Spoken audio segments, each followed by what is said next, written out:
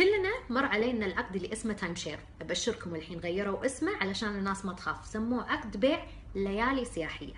احد الاشخاص وقع على هالعقد، قيمته 4000 دينار، المقدم 800. قال لهم ما عندي 800 عشان ادفعها. كان يقولون عفوا عليك، راح ننزل لك ليل 100 دينار ومبشرك من الاسبوع الجاي تستفيد من العقد. قال لهم ممتاز. وقع على هالعقد وعلى اقرارات لهني. راح لهم الاسبوع الجاي قال لهم يلا طلعوني ابي استفيد من العقد.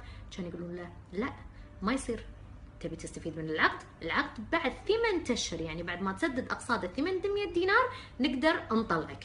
كان يقول لهم بس انتم قلتوا لي. كان يقولون لا، لازم تاخذ بالكلام الكتابي وليس الشفوي، واذا مو عاجبك كلامنا تقدر تفسخ العقد اذا دفعت 1500.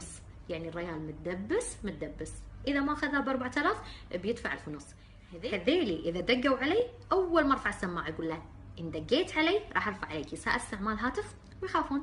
جماعة بح صوت، نحن نحذركم من الشركة اللي تبيع الوهم. أي شركة تدق عليك تعال عندنا هدايا، مو لازم توقع، نصابة. اليوم 6 دقن علي. لا، وعندهم ناس بروفيشنال نصب، عندهم قدرة مو طبيعية على الإقناع. تعال نعطيك هدايا حتى لو ما استمشي. نصابين، ما يعطونك شيء إلا توقع. الشركات هذه السنين احنا مطارد وياهم، نصابين. الحين طايحين على وتر الدين.